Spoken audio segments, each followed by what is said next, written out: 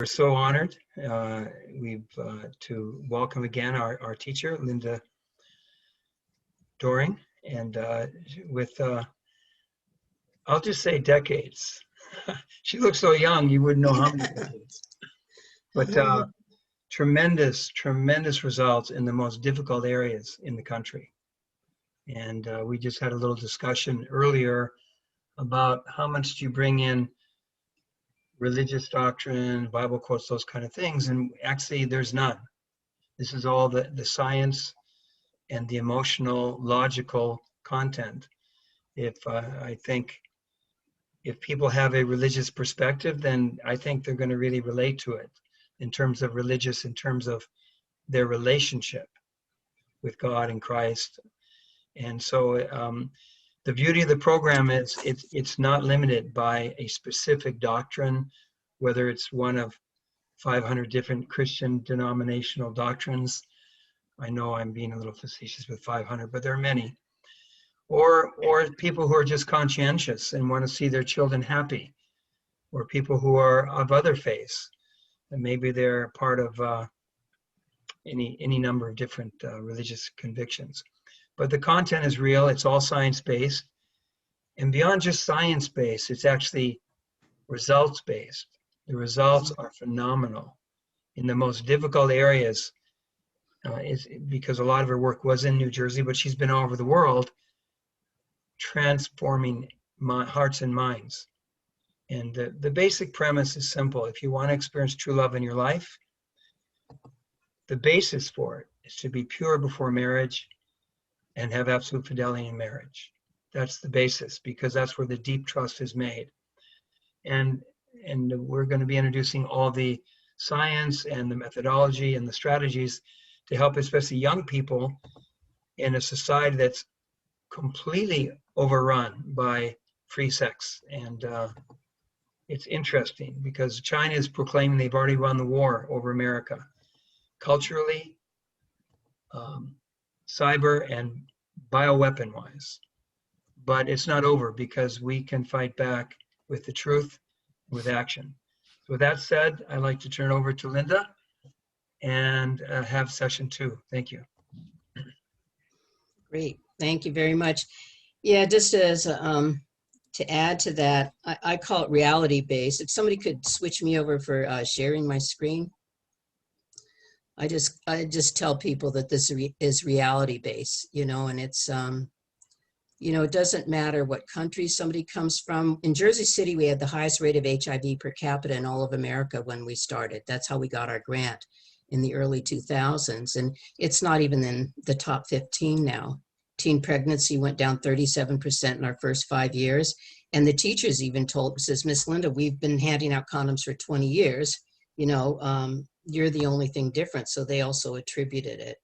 So yeah, it's very interesting. I tell you, at the end, I always do evaluations with the students and the teachers, and I make them anonymous so they can freely share. And it is just really amazing how it really opens their hearts, and they feel nobody's ever spoken to them like this. And they have an original mind, a mind that, really wants to be happy. And they look around them and they don't see people that are happy. So see if I can get this started. Okay. So I guess I hit slideshow. The current slide. Okay, so now can everybody see that? So this is a slide I believe we did last time. So right now we're doing the theory of education. This is probably a program you'll never actually give, but it's great background information. When I started doing this in 1993, it was like, sludging through mud or snow. Like even I had kind of self-doubts, I was teaching in Russia and I thought I could never teach this in America. They would laugh me out of town, and the opposite actually became true. So currently 59% of United States teenagers have never had sex, and 6 out of 10 sexually active teens regret it and wish they had waited. This is very common. It's even with adults. they might have even been 20 or 21 in college, and now they have regret, even though they're married, So this is from the Center for Disease Control. Youth Risk Behavior Survey has nothing to do with abstinence. They promote condoms. They feel that's the most effective way. And this changed dramatically in March 2010 is when finally you saw this shift where actually 51% of teenagers were not having sex, whereas before it was 51% were having sex. So this was, and it hasn't gone down at all. So it's always the dilemma what parents can do. They're so afraid of being helicopter parents, or they're busy working and they feel like, oh, I had this talk with my kids, they're on board. But are you really watching what they do? So in Philadelphia, which we know has a lot of high-risk youth, Philadelphia's study of teen mothers' conversation and loss of virginity, they said that teenagers who had good communication with their mother received a clear no sex message and no promotion of birth control were 12 and a half times less likely to have had sex than teens who had none of these. Because parents are just so worried about being rejected by their kids. I've got to be cool. I've got to be realistic. Well, if you say that to abstain from sex until marriage is realistic, when we talk about the STDs, it's a natural result of this free sex that you see going on. And where's the happiness?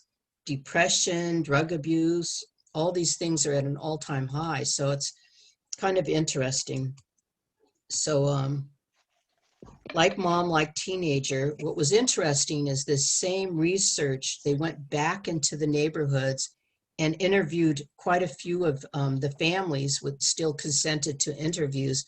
2002 update, they said that teenagers who felt close to their mothers were less likely to start having sex early, especially if they knew their mothers disapproved. Because a lot of times, teens don't always know that their mothers disapprove. They haven't been told, in a very direct way. 30% of girls and 45% of boys did not know their moms strongly disapproved, which was interesting. I had a little 6th grade boy. He had his cornrows and everything, and he came up to me. He's so short, and he says, yeah, I don't understand, Miss Linda. My uncle came to me today and gave me a handful of condoms, says, time for you to be a man. I don't know what he was talking about. The kid was 11 years old, and he just, nothing about relationships, anything, just a handful of condoms, time for you to man up, and the kid just looked so scared. So this was the update. This was the first large scale longitudinal nationwide study on the health status, risk behaviors, and social contexts of adolescents based on an in-depth interview. They asked many questions of 12,000 teenagers and their families. It was huge. It was huge. So we want to build a community of relationship intelligence. We always say your RQ, your relationship intelligence, is far more important than your EQ. Actually, we say than your IQ. You can be very intelligent, but not know how to have a relationship. So we have educational strategies. Now, the social learning theory, you could probably look some of this up, especially this one person.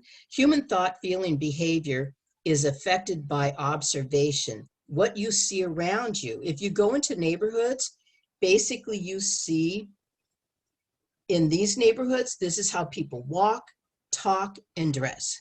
And you go to another neighborhood, that's how they walk, talk, and dress. It's like totally different countries, different cultures. It is different cultures. So we don't want people to just passively react to outside influences. Basically, most of these things that you see are because of marketing. People want your money. They don't care if you die of AIDS. They don't care that you're unhappy, because they're telling you, buy my stuff and you'll be happy. Act this way and you'll be happy.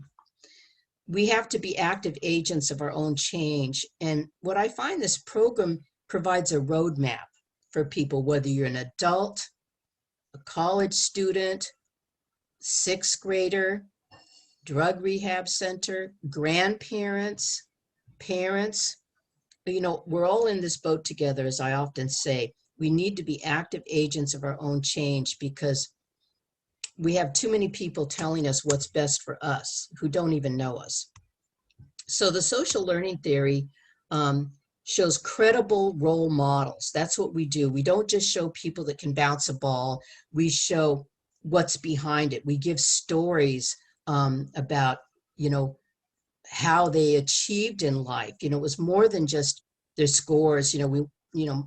Michael Jordan, we talk about how he dropped out of school when he was 16 because he needed to practice more. He failed the junior varsity, if you can believe it. He says, I'm spending too much time studying. So his parents got wind of it and they sat him down. They go, look, Michael, you got a special gift, but you need your education. So Michael, the good son that he is, he went back to school, got good grades, and the next year he made senior varsity and NBA and, you know, everything else that went with it. And he's done businesses. He's done so many things based on the education he received. So credible role models, not just external hype. And oftentimes an authoritarian message often arouses rebellion or grudging compliance. No matter what age our kids are or somebody else's kids, it's always good to show them respect. Listen to them. Don't talk at them.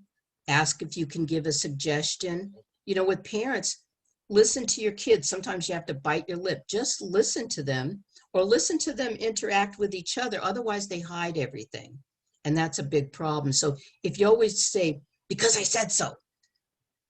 Well, if your boss says that to you, probably not going to be so happy either, you know. So this authoritarian message is what arouses this rebellion and grudging compliance.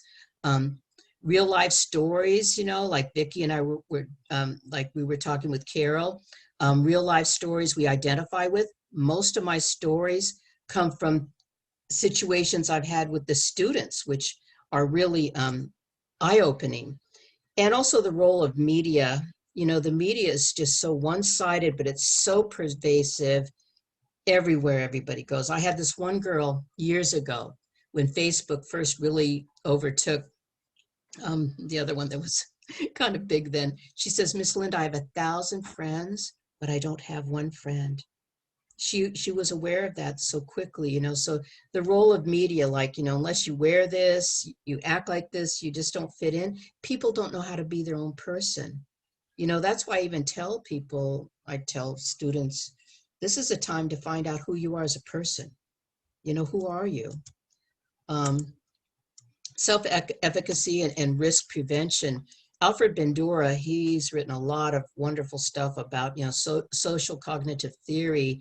And he says the self-esteem and perceived self-efficacy can be viewed as related self-constructs, but they're not isomorphic. So it's not like just, you know, being the same as that, you know, it's very different. So undertaking many health behaviors requires a sense of personal control, a belief that one can actually perform the health behavior. So when we give stories about how people struggled, you know, to do the right thing and how they came out on top, you know, it's just, it's fascinating. It's just fascinating. So use those real life stories that, you know, the kids throw at you, and even from your own life. But I like to use the life of other people. It's not good to too much personally reveal your own stuff, even though I'll talk about, you know, my kids or something like that, because they're young adults and they've been through it all, you know. So it's, in other words, can I avoid drinking alcohol? Can I wait to have sex? They need to see that I can do this, you know, because the part of their brain that is just thinking about having fun, feeling good, is highly developed. The part of their brain that thinks of consequences, if I do this, it's not going to be so good, is not really fully developed till 25. And that's why marketers want to market to our little kids, 10, 11, 12. Why do they want you to vape and smoke? Because early customers, same with pot. Why do they want to legalize it and kids smoke it with no repercussions? because you've got a customer for life. So it's really tough. So there's also this non-directive sex ed, like even Carol was saying, merely providing facts does not lead to healthier choices. It's how you process it. Most people, when they want to do the right thing or the wrong thing, I find it tends to be based on their emotions, their feelings. So even my opinions basically are based on facts, but were they when I was 24 and 25? No, they weren't. Vague messages don't work. It has to be very direct and clear. And it doesn't mean authoritarian where you're pushing your beliefs on people, but they really need to understand, if you do this, this is going to happen. You know, it's the facts are on your side. So the problem is too, like if you say, wait until you're older, they'll say, oh, good, my birthday's next week, I'll be older then.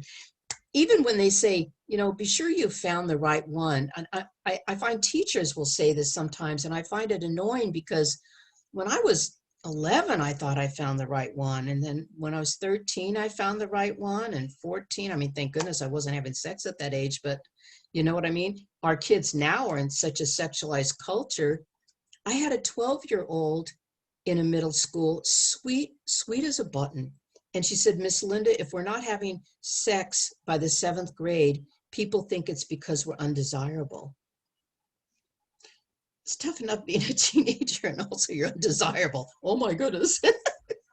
You know, but for them, it's really a big deal. And no matter what, when they say something, or I never laugh at them or say, oh, just forget it, or don't let it bother you. No, it bothers them. That's why they're bringing it to you. So you give them the tools that they need in order to combat that debate, you know? So make them feel more self-assured that, wow, that's really mature of you. Wow, that's really grown up. You know, I always say things like that, words of affirmation to people. And wait until you feel ready. We all been there and done that one, you know, so they feel ready now. They felt ready months ago, you know. So, and that's very common for adults to say to them, you know. So then, of course, kids repeat the same thing. Wait until you're in love. Well, we're in love. We're absolute. I remember this one couple, and my kids were, I think they were just seniors in high school, and this one girl and boy, and the parents did not agree with this, but they were inseparable. They so much wanted to be together, be married. The parents tried and tried to help support them, but just say, you're so young, you know, and all of this. And sure enough, they got married and divorced 2 years later, you know, under the age of 25 even. So they were sure they were in love and going to spend the rest of their lives together. The teenage brain is under construction. This is why we have to keep repeating certain things, you know, not in a dumb way. Like my daughter, she was getting ready for her 8th grade, you know, graduation dance, you know. She looked really pretty and everything. And then I walk in the bedroom and she says, Mom, please I don't even want to hear it. I don't want to hear about my hormones. I have no hormones, Mother. You have talked them to death. I thought that was so cute. But anyway, the teenage brain is under construction. They, you know, brain prune until age 25. Whatever you don't use in your brain as you're growing, developing gets pruned. That's why, you know, students, they don't read or do math or anything the whole summer vacation. Then September, they go back to school and they go, oh man, this is so boring. I got to read all these words. Oh, teacher, I got to write a whole page, you know, because it's been pruned. That's why I tell students, I don't care if you read Sports Illustrated. Read something that you enjoy reading and just keep reading, because it's one of the most important skills you'll ever have. You can't even do math or science if you don't read well.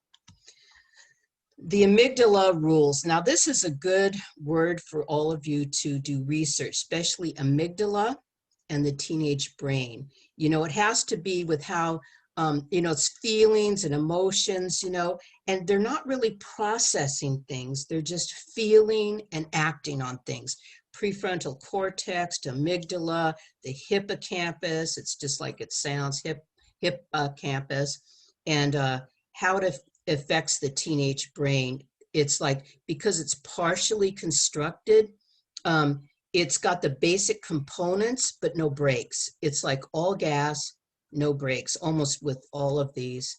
Teenagers need adults to give clear guidelines while the decision-making part of the brain is still developing. Like, I have a lot of wild animals here. Usually the mother deers chase away their yearlings. They're a year old. When they're a year and 2 months, and they're off on their own. Most of them make it. Could you imagine 2 years? Okay, your time is up. Here's your bag of diapers. You're on your own. That's why humans are very different than animals. We stay together with our parents still for guidance and support and help. So that decision-making part of the brain, it's kind of like trial and error. That's why, I'll have students say, but Miss Linda, you gotta, you learn from your mistakes. And I say, well, I think the wise young person is going to learn from the mistakes of other people. Why do I have to go and get drunk and drive and to learn that I may lose my license, I may kill my best friend? Every time I read about teenagers getting drunk and driving, they get in an accident, it seems to be always the kids in the back that get killed. The driver kind of walks away. So also there's the impact of attitudes and peer norms. This is really huge. That's why I think it's really best to try to encourage young people to hang out with other kids their age who have the same values as them. And you have to be careful. I had this one mother telling me, she was so happy I was speaking at her school. And she said, yeah, my 12-year-old, she was going to a birthday party. Normally, I was not letting her go out to birthday parties, but it, wasn't so far away. It was the same town. And I dropped her off and I said to the parents, the mother and father, are you going to be here the whole time? And it was like, I guess 5 o'clock, and it was going to last till 8, kind of reasonable. Says, oh yes, we're here the whole time. We're watching the kids. They're just going to play games and have a good time. She said, okay, because she was very strict about no dating and there was going to be boys and girls there. 20 minutes after the mother got home, she picks up the phone. Her daughter's calling and saying, Mommy, can you, not 20 minutes, maybe 45 minutes, can you come pick me up? She says, why, honey, aren't you feeling well? She says, well, they were playing a game where we all sat in a circle on the floor. And if they spin a bottle, and if the bottle points to you, you have to go into the closet and kiss somebody. And I don't like that. And then, this boy wanted to kiss me. And then she says, well, where are the parents? She says, well, they left on their motorcycle as soon as everybody got here. So, a lot of times it's very good to know parents and things like this. So teenagers who believe I should wait or I can re-choose abstinence, that means they had sex or they did whatever, and then they realized, oh, that really was not good for me. That really was not a mature choice. I can re-choose, I can become a secondary virgin, or I can re-choose, to, not engage in those activities. And there's teens who decide I will wait, and whose peers also feel they should wait. I remember my daughter, she had her sweet 16 down in the basement. And I said, okay, boys can come over, but they go home at 12 and the girls can you can stay up all night and cook and, dance, whatever, I don't care. Well, I didn't see her until she came home from school the next day. I says, how was everything? She says, well, 2 guys and 2 girls showed up. Out of the 13 girls, her best friends showed up that she invited. And at 10 o'clock, they all left. And then she says, I went to school and I asked my friends, I had my sweet 16, like, why weren't you there? And they all said, look, you're 16 years old. You're still a virgin. You don't drink. You don't do drugs. What are you waiting for? So that was very tough on her. But payback came when she graduated as a senior from high school.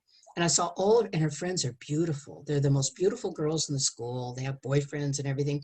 And they're all crying on her shoulder. I go, what's the matter? Are they going to college and leaving town or something? She says, no, they all said, if only we had listened to you, we would not have the regrets that we have today. And they took a pledge and made her their mentor, which was kind of interesting. So if they have friends who believe the same way and they feel I can do this, this is something I can do, they're more likely to wait. They're more likely to wait. They make it very personal. Our program is, we talk about the benefits of waiting. Every school I go to, whether it's middle school or high school, I say, tell me, what are the benefits of having sex as a teenager? And they don't know me. They don't know what I'm going to talk about. Either the room gets very quiet or I hear the word nothing. Usually the high school kids will say nothing. They don't say it feels good or something like that. So I know what to do on my wedding night. Other factors also affect teenage decisions. This pictures you see with the girl's hand up, she's such a tomboy. She loved playing basketball, and the tall guy actually was a very nice guy. So they're doing refusal skills. And he was saying, but I love you, don't you love me? And she just, that hand just came up like that. It says, if you love me, you'd respect me. And it was just so funny. We caught that moment. It was really nice. So if they have a future orientation, that what I'm doing today is going to benefit me. Like, I try to really tell them, your schoolwork now is going to benefit you when you go to college or work job. You have independence from peer influence. If they're going to do something stupid, you can just say, I'm going home, Also, rejections of these rationalizations, we're in love, and, this is a problem is sex usually is a progression of events. It doesn't just happen. It's one thing leads to another. And this increases those feelings of desire. And then the part of your brain that says, if you do this, you're going to be in trouble. That becomes a softer voice. And the stronger voice is, we love each other. We want to be close. We want to be intimate. They do this, they do that, they do this. Next thing you know, they're wondering what to do with the pregnancy. So setting boundaries, like we're not going to be alone together. We're not doing drugs or alcohol.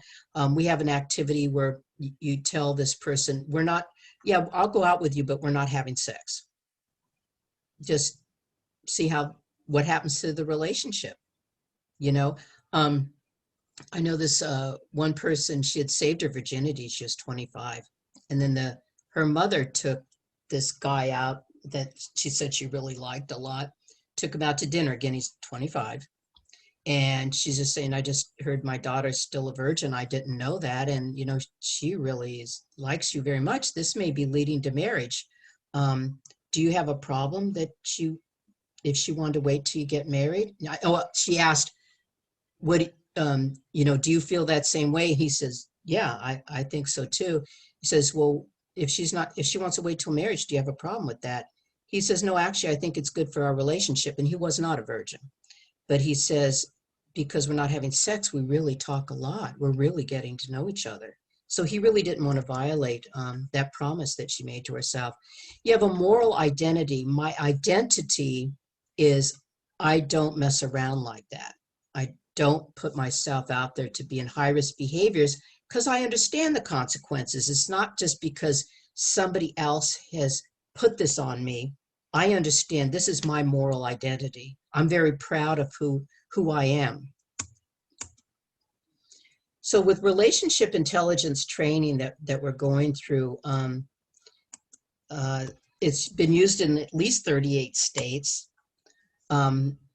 Between me and Richard, it's been in 70 countries. I've been in 10 of those countries. I was in the former Soviet Union in '93 when the statues were down in the park.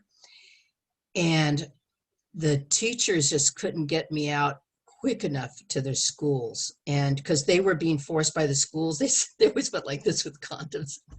And they says, we don't want to touch the condom. They want us to teach how to put them on. They were just freaking out. And so it was very interesting. They're very happy I came to this school. So also with relationship intelligence training, we talk about the consequences and also the character component, how to build that strong character. If we sexually condition ourselves every time we feel attracted to somebody, we have sexual intimacy, how do you remain faithful in marriage? You sexually conditioned yourself to think with this instead of this. You don't have any boundaries. it's like holding wild horses. It's almost like an addiction. During those formative years, this has been your pattern of behavior. You can't just wave a magic wand and stop all those feelings that are now ingrained. I feel attracted, so now I want to be with them. I want to be close to them. So you have a healthy belief model. There's the consequences, physical, emotional, and social results of sex, but also what about your core self, your core values, who you really are as a person, your future orientation? How is this going to impact my future? I was a late bloomer and I didn't go to college. I graduated in 2014, behavioral science. And I had these single mothers in my classes. I really did my best I could to help them with homework, their essays, proofreading, whatever they wanted. I was helping. They said, yeah, I have 4 kids. I really want to make them proud of me. I want them to show important of an education. They could not even make it barely through first or second semester. They just said it was too hard. I just can't do it, because they never really applied themselves that much in life even, and this was their big chance. And it was heartbreaking for me. It was just heartbreaking because I saw their essays were beautiful. It's just they didn't have those core values and belief in themselves. Also that you can affirm risk avoidance, that this is how I don't want risk. I don't want to get an incurable STD. And then when I find the one I want to spend the rest of my life with, I always tell people, say, how many of you would like to eventually find the right one? Everybody raises their hand, even the adults, right? I says, well, science has shown us there's an absolute path that puts a lot in your favor for finding the right one. Do you know what that is? And they said, no, tell us. Before you can even think of finding the right one, first, we have to become the right one. How would you recognize the right one? Also, if the right one came along, why would the right one want to be with you if you weren't the right one? So this is a time in our life to really, we are free to focus on ourselves, focus on our future orientation, focus on our core values and beliefs, picking good friends, avoiding trouble, all of those kind of things. And also they have a lot of opportunities, but they also need supervision. They need a lot of supervision. And sometimes it has to be a little indirect, like I do drive-bys. My kids say they're on the basketball court, but just ways, where you really talk with your kids so they understand why you have concerns, and that you have independence from peers, you're your own person, and self-efficacy.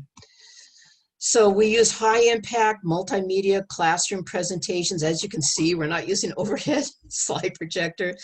They can actually empower youth with knowledge and awareness. Usually when I'm doing a classroom, I always ask the students, please take out your notebook, turn it to the back of the notebook. That way I'm not interfering with their other lessons.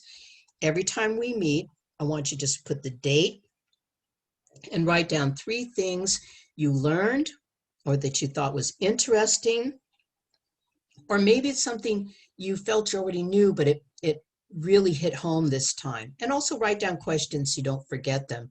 And I'm telling you, even when they do their evaluations, they refer to that. The teachers will collect them and give them grades on it, so, and it's like free grades, like to pump up the score, or they messed up with something. They get I'm really shocked at how almost every student really is serious about their note-taking.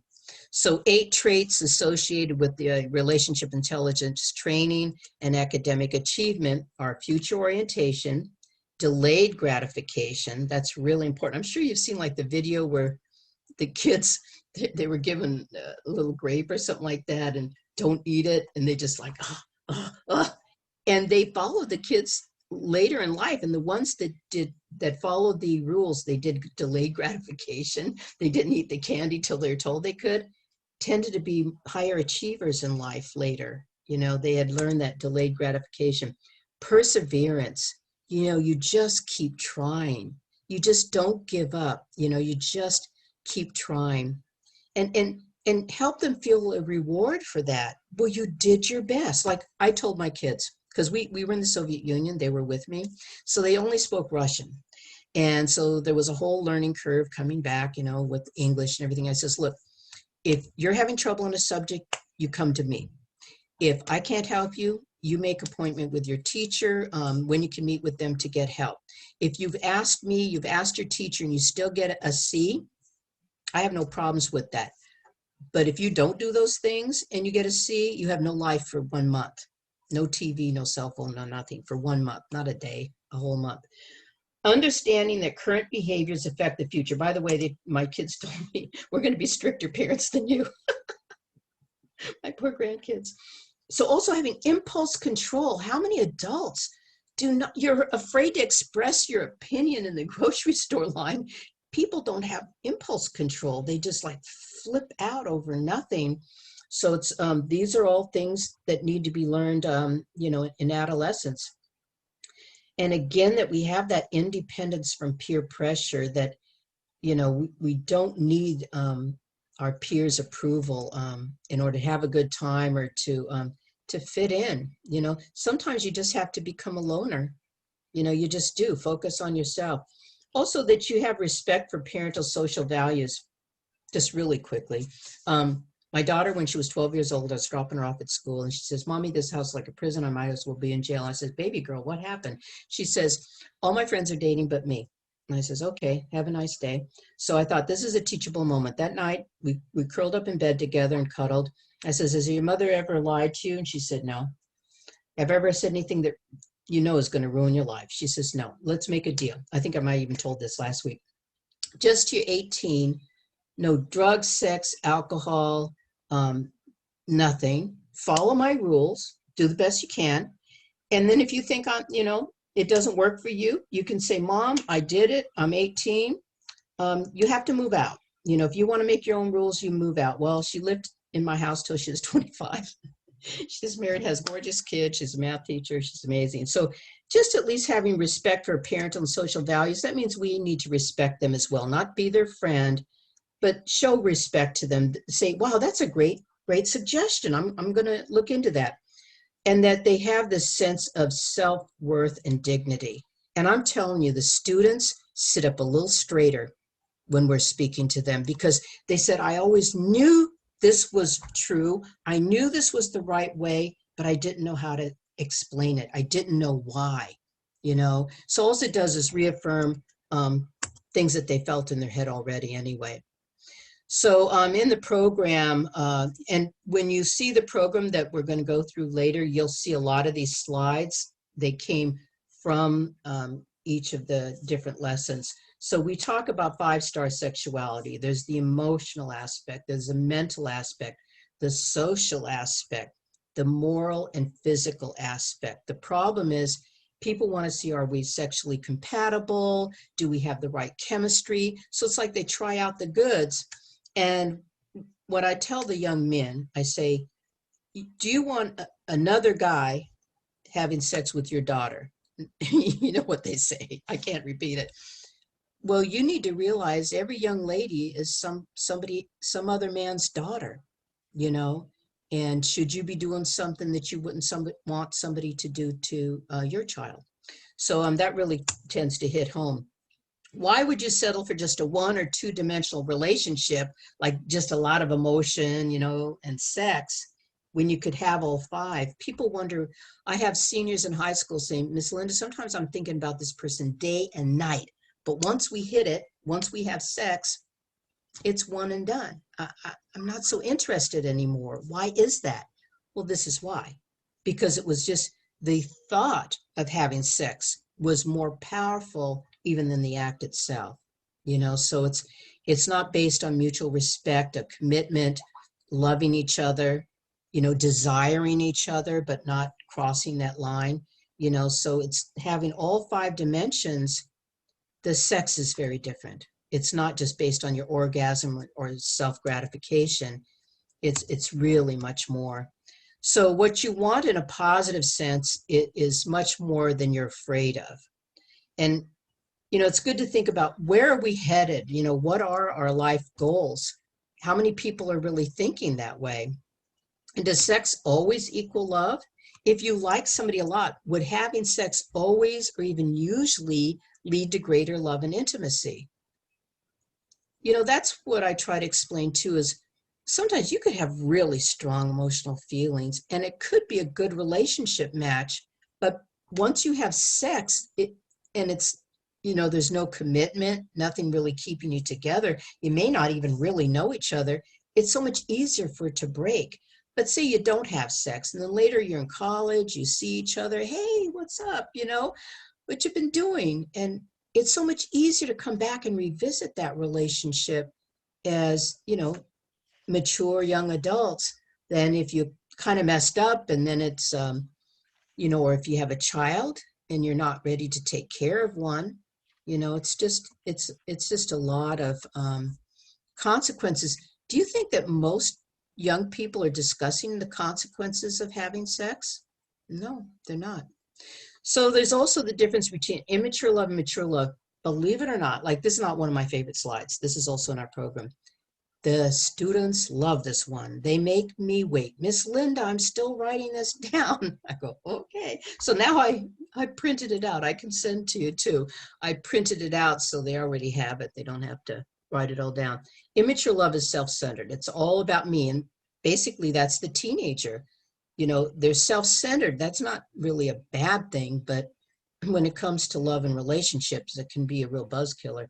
Conditional, as long as you give me what I want, you know, we're good. You know, it's conditional. It's based on what you can do for me. It's changeable. You know, you really are crazy about a person day and night, and then your feelings change and you see somebody else new in school and you go, hey, how you doing? You know, very changeable because they haven't learned self-control. They haven't learned boundaries. Immature, and don't get me wrong, this happens with adults too. If they have not worked on these things when they're younger, they've developed these bad habits, this bad behavior. They can even really long for a lifelong committed relationship, but because they have this bad track record, it's just like, you know, you might long to, you know, have a certain job, but because you got addicted to drugs, you know, you can't. So immature love is resentful, throws in your face things you might have done a year ago, and it's unethical. You know, it's just like, you know, I really love him, you know, I want to be with him. The mother says, but you're too young. The girl slams the door. She calls up, Juanito, mi mami es loco. And then he says, no problema, tell your mother you're with Maria and I'll pick you up on the block. He picks up your daughter on the block, drives her to the park. He says, oh, yo quiero mucho, you know, un besitos, you know, give me little kisses. Is that ethical or unethical? Yeah, it's unethical. He's disrespecting the parents. He's disrespecting the young lady. He's making her lie to her parents. It's crazy. So mature love is the opposite. It's unselfish. It's giving, not in a stupid way. We have to be careful, but you're not counting all the nickels and dimes. You know, it's, you know, you're being a good friend, whatever. You know, it's unconditional. I'm with you because I really care about you, not because, you know, you're going to do something for me. It's also unchanging, you know, even, you know, the team lost because of you, you know. When it comes to love, it's not just intimate relationships, you know, it's, you know, your best friend and stuff like this. It's also unchangeable. It, no matter what, like even my kids, when they would go through something, I would get really hurt or I'd get angry, but my love for them didn't change. I still tell them I love them. Able to forgive and give them another chance. Now, in my personal opinion, there's a disclaimer here. If they're addicted to drugs or they're cheating, I'm sorry, I can forgive you, but we're not a couple anymore, you know? So, or they hit you, domestic violence, drugs and alcohol, or cheating, you know? Those are three deal breakers. And that's why it's good to have a conversation in the beginning of a relationship.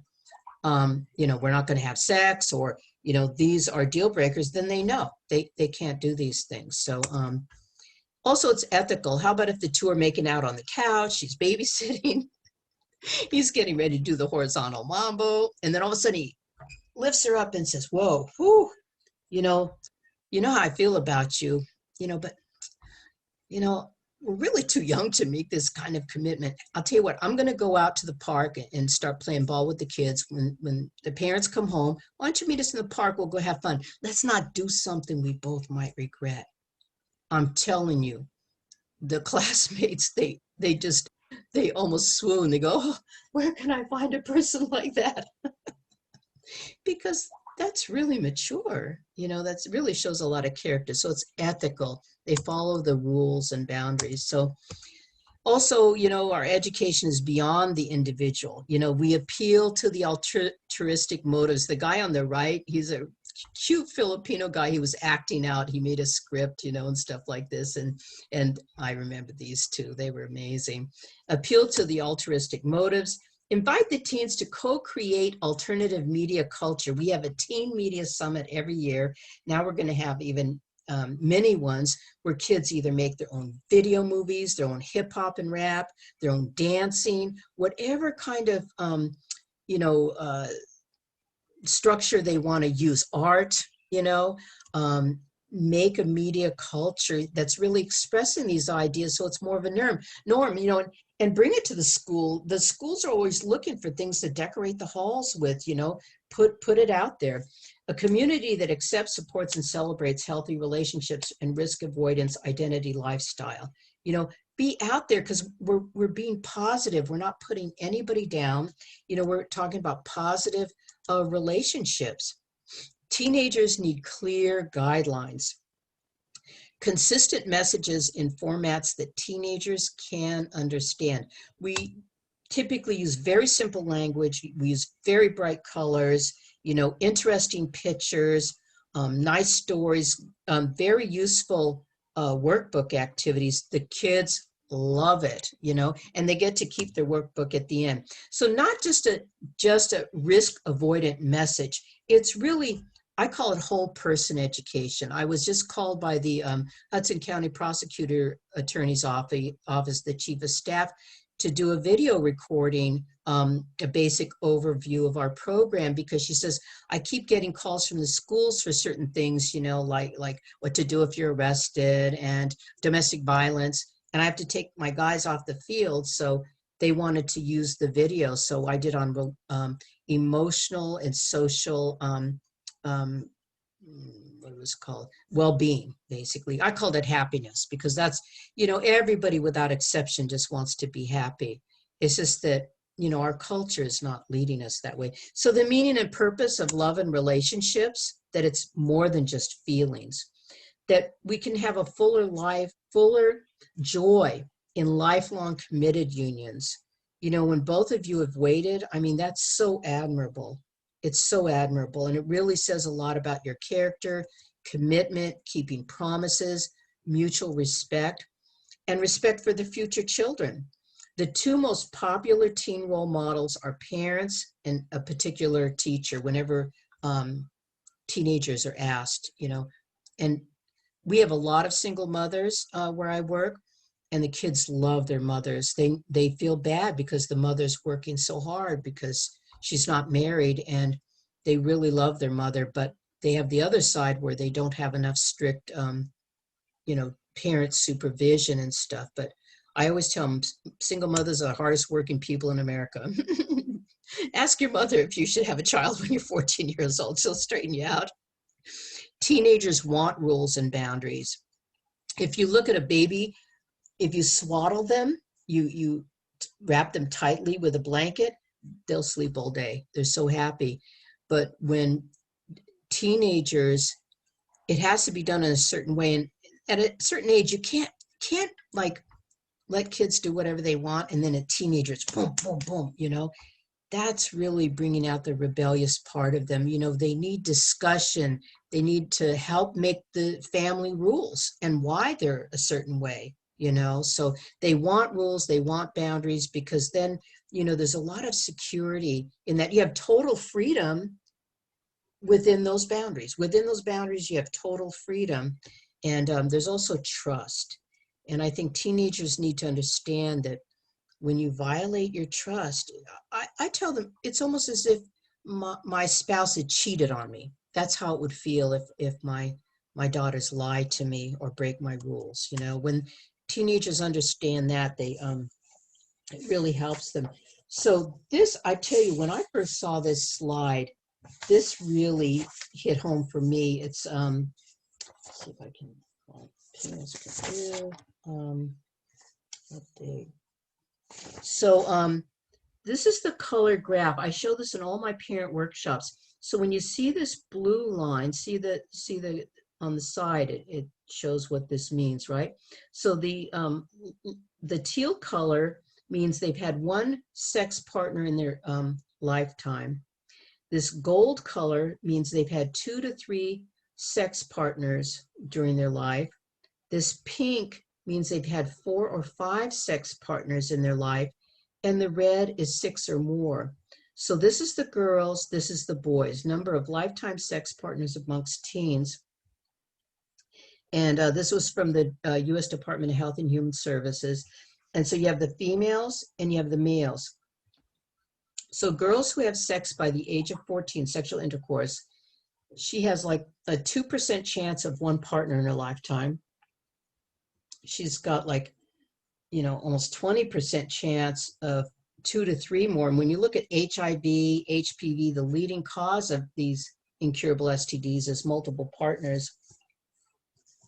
Then the pink, they have like a 15% chance of 4 or 5 partners. But look at here, you know, it's almost like a 60% chance of 6 or more partners.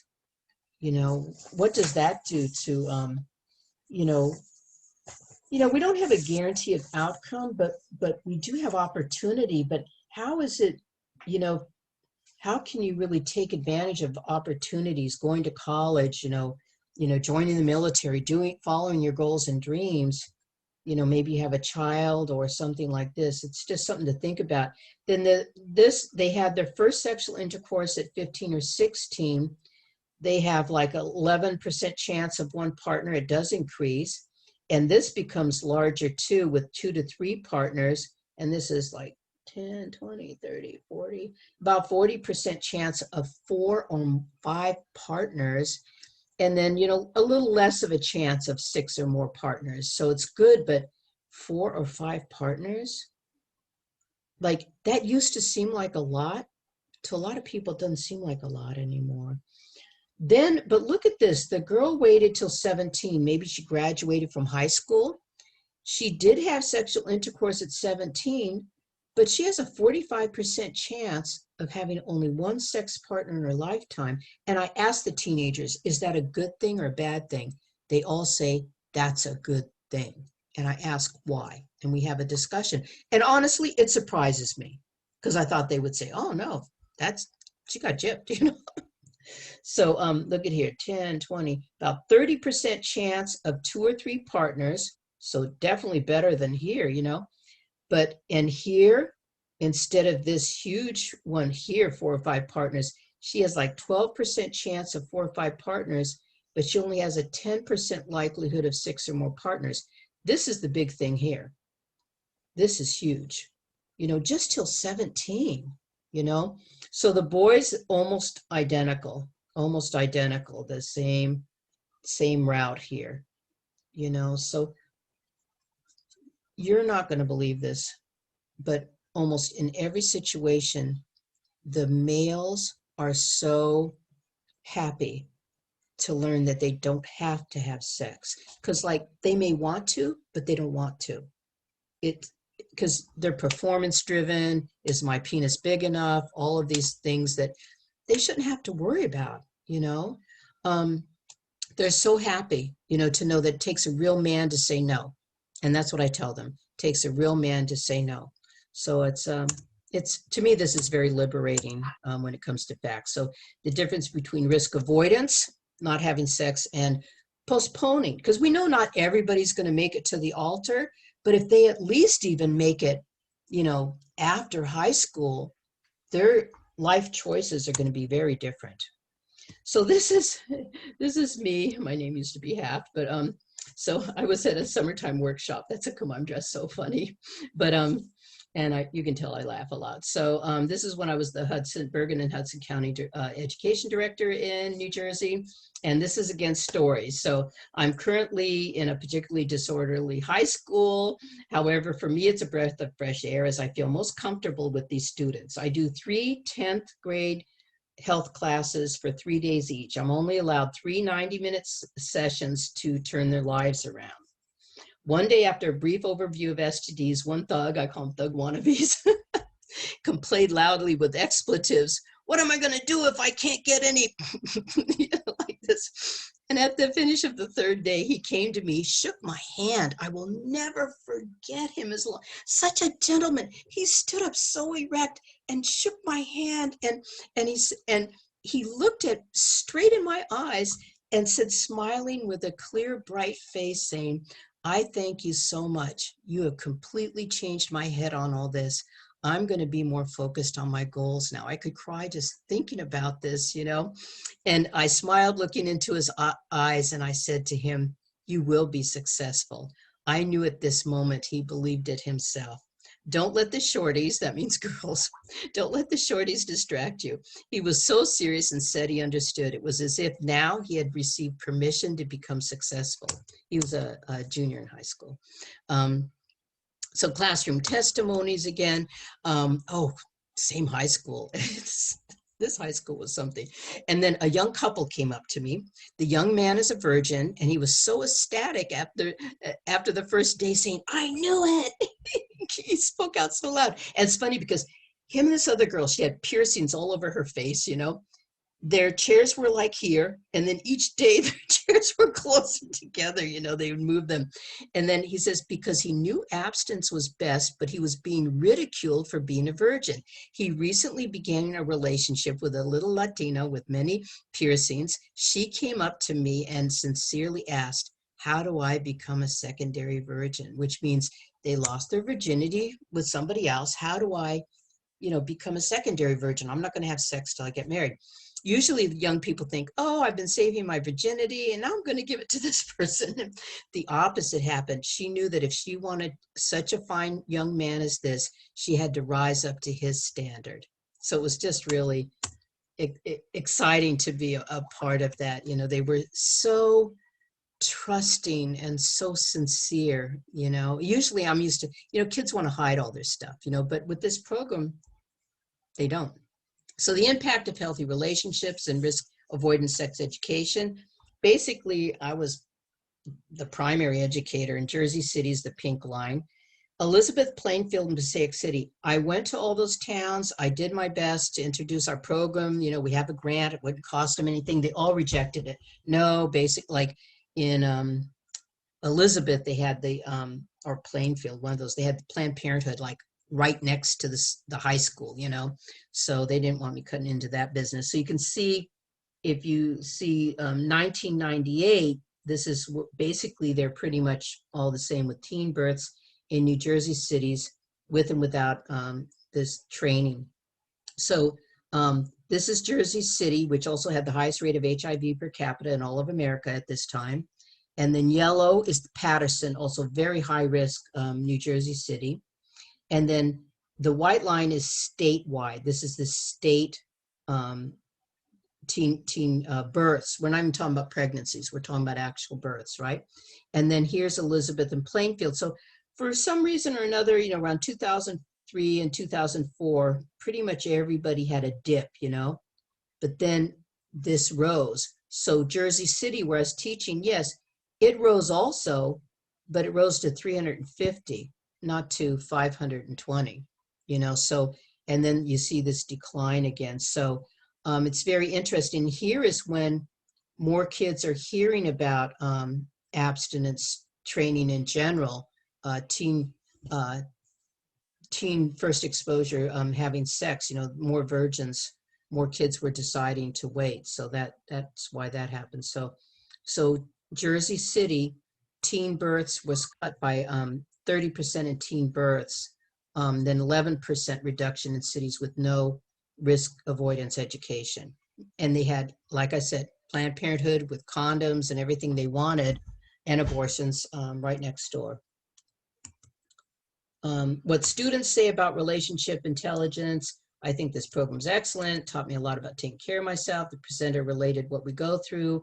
I learned to think before I act. This was in my daughter's high school. She begged me, Mom, please don't speak in my high school. I'll never be able to go back again. They're going to make fun of me. And the opposite happened. They went crazy over the program. And then she became the cool kid. It was only 8 days. I think it should be longer. The program should be given in all classes, not just in health.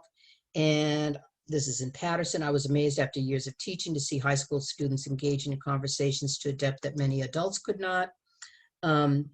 This is Manhattan Borough Community College. Being a part of Free Teens Club helped me to avoid unnecessary mistakes in high school and shape my life in such a positive way. With the understanding I gained through RIT, I am now able to educate others. So this is 2000 and 2002 evaluations, independent evaluation of the free teen program in Jersey City and Patterson by the New Jersey Department of Health. Believe me, they do not support absence education. They don't like it. They think the condom education is the way to go. So they found the positive changes. So we give pre and post surveys, and one of the statements was abstinence is a normal part of dating. That increased by 128% after the students got the program. My friends think it's okay for people my age to be abstinent. That increased by 66%. So we're creating a norm. I've talked with my friends. They think it's cool. I would talk to my parents or guardians if I had a question about sex. That's a huge deal. Kids are good at lying and sneaking around. It's 71% increase. That's why we also want to do parent workshops so the parents don't undo what we've tried to do. I plan to abstain when I date. That went up 72%. And so now it's even later in there, you know, like this was 2000 to 2002. This is 2003 to 2007. Teens who abstain from sex are usually happier, healthier, and have better relationships than unmarried teens who are having sex. That increased by 51%. A teenager who has had sex is able to stop being sexually active. See, students don't know this. They said, but Miss Linda already had sex. They think once you've had sex, you have to continue. So this was increased by 87%. Talk about efficacy, you know. Using drugs or alcohol will increase your chance of becoming sexually active. They didn't know. They thought, I'm just getting high. I'm just having fun, you know. It increased by 86%. I plan to abstain from sex until I get married is 63%. They may never have even met a married person in these towns we teach, you know. And yet this was the result, you know.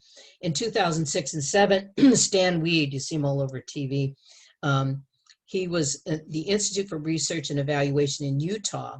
He found a strong and significant impact on teens' pro-abstinence attitudes and intentions in comparison with a control group, including 6 scales found to be predictive of teen sexual abstinence behavior, including affirmation of abstinence. You know, I'm sorry because I'm not an evaluator, but apparently that score is extremely high. I thought only 0.01. That's very critical. It's very high. Reducing the justification of teen sex, we were very high. We're high on independence from peer pressure. Oh, what happened to you?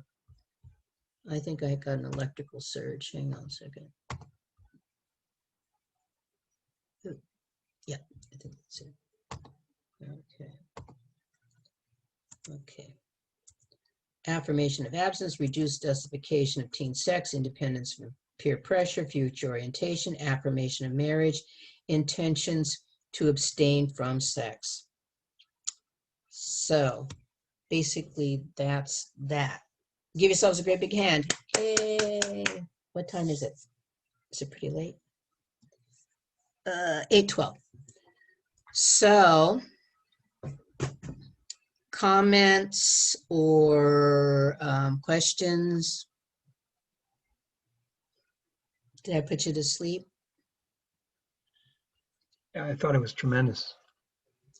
Some things I rushed through because of time, and I didn't want to have to continue this the next week. But Richard, Dr. Panzer is working on developing a script for this, just so you know what more, you know, because they just do prompts on slides. Also, I finished copying the few notes that are there, and I'm going to send those to Bergie so she can send them out. Then, Bergie, did I give you the part 1 script yet? I'm not sure. Yeah. Maybe yes. Yeah, you I'll did. send it again. So each time before we begin a new slide script, we call part 1, part 2.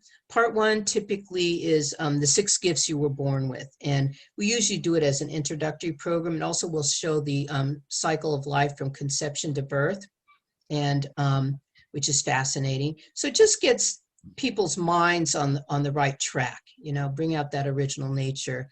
And then, so I'll always send that ahead of time. Feel free to read that ahead, read it along. And the first 3, because I really have never had a good memory, and it's a little worse now that I'm almost 75, but the first 3 years that I gave this, including when I was at the Soviet Union, I read the script the entire time. They said, what do you need? I says, I need an electrical outlet, a screen, and a podium for my notes. So that's how I was. So I felt like if I could do this, anybody could do this. And it really helped. And just, you have to be sure that your information is accurate, because I'm usually given in health classes, and they will correct you on some things. If they want to challenge because they think condoms are 100%, of course, but you can have that dialogue. But you can always add your own stories, music. I always played hip hop and rap music when I started, because the kids would really get happy. If I'm in Latino schools, I do a little aventura, they do a little merengue, it just makes a happy atmosphere, really knowing your audience, really helps. And You do that at the start of the program? So as they're walking in, I'm playing their favorite beats, and because they see old white lady rap, or I'll have a music video that it's a current song, but it has actually a kind of positive message, and I found a lot of them.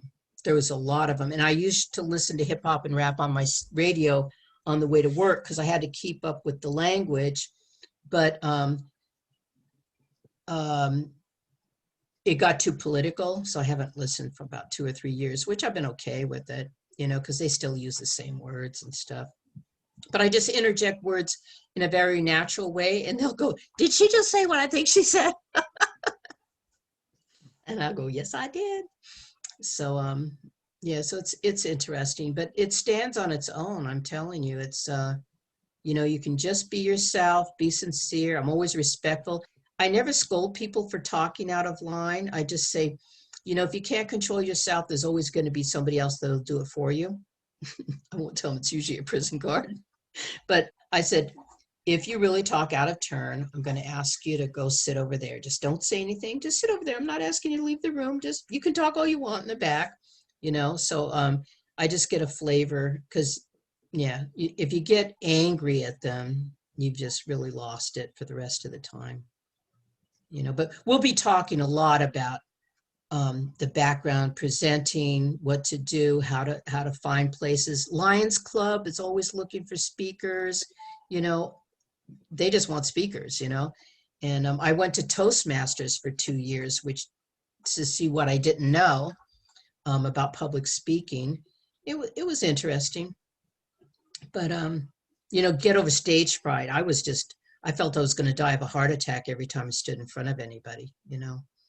But yeah, but I tell you, it's the most rewarding work in the world, because I think all of us feel frustrated what's going on, but I'm not standing on a mountaintop. I don't have a TV show, but these are people who are going to grow up and be future citizens and doing things. I had a woman, I was going to MLK school in Jersey City. This woman a block away was racing towards me and pushing a stroller. I says, oh man, what the hell did I do this time? She comes up, are you Miss Linda? Are you Miss Linda? I go, yeah. She says, I had you in the 7th grade, and now I'm married to a dentist. I'm so happy and everything. And my daughter, she's 3 years old. Will you still be around to teach her too? It was great, So I just always took this speaking places. So don't be afraid. People need to hear your voice. Each of you has your own special gift to give, to liberate people, to free people. This is freedom, doing what the pop culture wants you to do. Who can fit in with that? None of us look like Cardi B, thank goodness. I think she's really a nice girl. She's just been misled about what it takes to be popular or something. Don't you think she's pretty? I think she's pretty. But yeah, if she was speaking out about relationship intelligence, wouldn't that be cool? Like, you can have that. Be great. So You no never no know. questions. You may be speaking to people and you awaken someone like that Mhm. who has the ability to, Yeah. as a young person, See? influence many. Yeah. And Yeah, don't underestimate yourself. We are simple people, but who might we impact, that and just changing people's lives, when I think that teen births went down, like when the final figures were in, it was 37% in Jersey City. Um, think about all the kids who maybe they'll grow up with two parents, they don't have to have a mother that's struggling to go to college and try to feed her children, that she can enjoy being with her kids. It's it's just amazing. I when I was doing my drug rehab center, the average age was probably like 38, 39. The guys would say, yo, Miss Linda, if only I had you in middle school, I wouldn't have the regrets that I have today. I'm like, oh, word up. Mhm. Yeah, most of them started using alcohol or drugs when they were 12, and they look just like anybody else, you know? you know what also struck me? I work with a lot of patriots now and in the different work I'm doing. So many divorces, mostly like, whenever I see a, long married couple, I, kind of promote it and it's, but I realize if you don't have moral ethics, Yeah, you don't have ethics, because if you can't be honest, the person who you're most responsible for, yeah, the problem is they've grown the culture and they're patriots and they have that edge, but they really don't have the understanding that they can have second time abstinence. Even with all their pain, they still don't have a conclusion.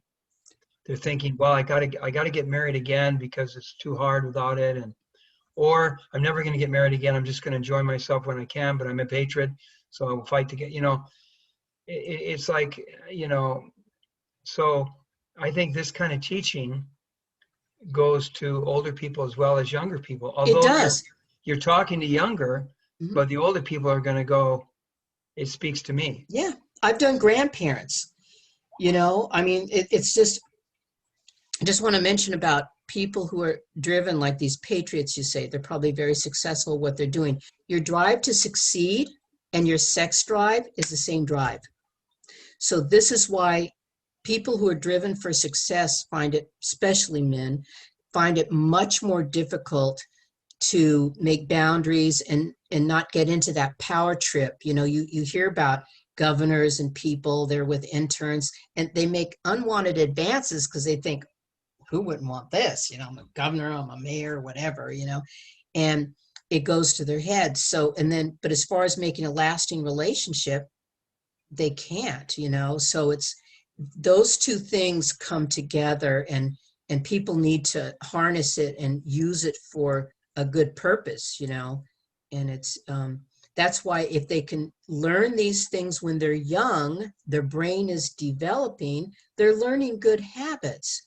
Just like it's much easier to say no to drugs while you're young than if you've done drugs and now you want to stop because you're in your 20s.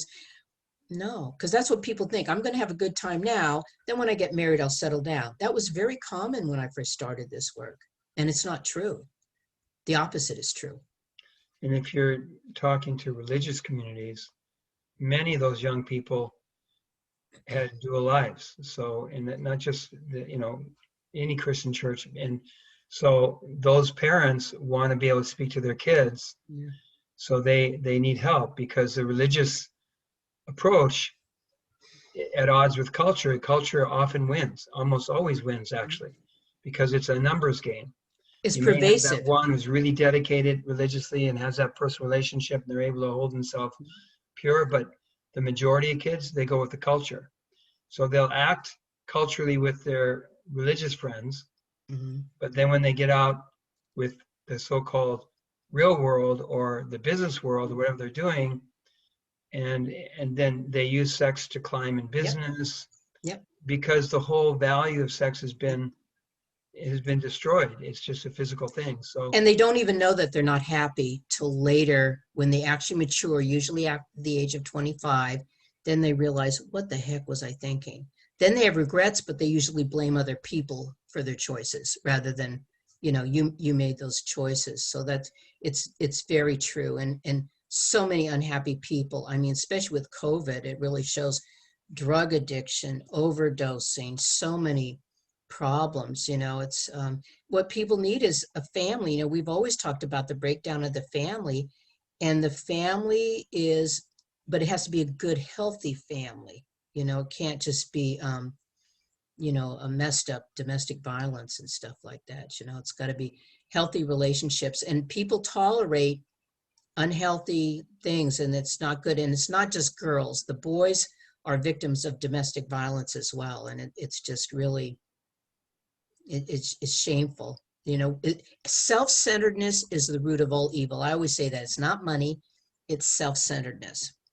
Treat people the way you want to be treated, and it's makes your life a lot less complicated, so it's it's useful tools. And again, I've taught in colleges, I've taught at universities, high schools. I did teachers training. I don't ask them, they come to me and say, can you do this, can you do that? So I go, okay. And the prosecuting attorney's office called. I'm just a simple person. I don't have a bunch of alphabets after my name, but I tell you, I don't want to take this stuff to my grave. I really want at least it to be known and available, and it's just so empowering for the person giving it, because it's you're giving love to people. You're throwing them a lifeline. People they're like drowning in the mud, and that's the thing is with religion, God is real, but the problem is when people just, like, they even go to church to fit in, no, you have to be accountable, and not, you have an eternal life, you have to be accountable. What if everybody was doing this, and it's it's just something to think about, and money isn't what makes a difference. You look at Bill and Melinda Gates. I mean, their marriage is like crazy, and they're 60 bazillionaires, Beto, the one that started Amazon. So money is not the savior, but it's I tell you, everywhere I go, this is why I get excited. I'm exhausted. I get up at 5:30 in the morning. I'm so exhausted, but I get so excited about this. Why? Because I've seen how it impacts people. I've seen the results from people. I just threw myself out there. The more you throw yourself out there, just give it, give it, give it, then you start to hone your skills. You see what works. If your audience doesn't feel you, they're not going to feel the program, So it's making that personal relationship, eye-to-eye contact, just being very real. I'm a product of the product. That's what I say. I'm a product of the product, So it's, and then you have your faith, and you have a real purpose with your faith. You and God are fighting me, all my bad things, you're not alone. So it's, it's very interesting. It's interesting. And if you're not religious, I'm not a religious person, I just not, I never felt comfortable in church settings and things like that, but I can talk about it for sure because God is real, but it's not limiting. So it's 8:30. Any final questions from anyone? Or comments or requests? Probably next. Oh, I'm sorry. Go ahead. Go ahead. Give a question, Linda's friend. I forget your name. I'm sorry, Pastor. No, I don't. Oh, I just want to know. You were saying something about workbooks. Are the students going to receive any workbooks or anything? Yes, students meaning you guys. No, I was talking about. Yeah, actually, on our website we have let me get the 2 workbooks. It made me explain. We're doing the 8 sessions. And those of you who want to become certified as trainers, then that's another training, which will probably go 4 weeks, 2 hours a week, and you become certified. And there's certain materials you get when you do that. Yep. So I could maybe send the digital copies. I'll ask Richard because yeah, find out how Richard wants to do in terms of, so people know what happens after this 8 1-hour sessions. yeah. Those who want to become certified and get going, what do they receive and how does it work and how does the funding work and how do we pay for things and stuff like that? Yeah. Basically, I know that it like me, when I started in the Soviet Union, I bought my slides, and so I know that you have to buy the program, which it's very reasonable, and it's even on the his websites.